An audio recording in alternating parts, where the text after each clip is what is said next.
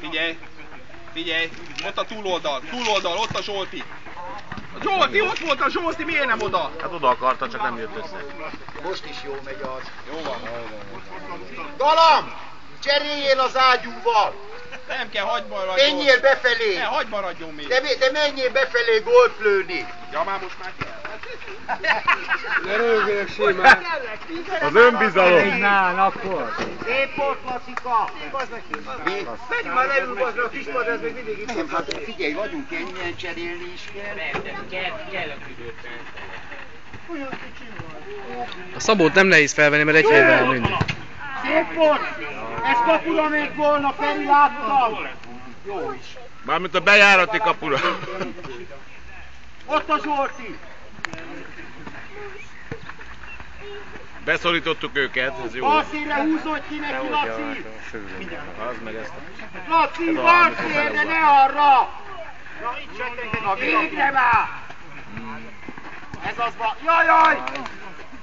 De nincs párja, hála Istennek.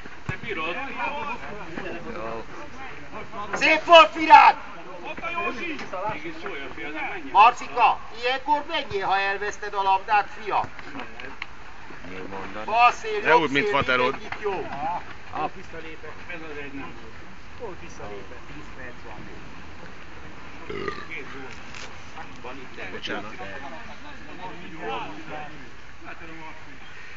A büfi is benne van? Faca. Ez az, Laci! Na! Állsz meg! Ezek a bajok, amit én mindig mondok. Hát kérdezd meg tőle. Feri, a közönség nem érti, ezt hogy maradt ki? 5-ből 1-et lőttél Oda be, figyelj, bazd már! meg. Ez a Zsolti!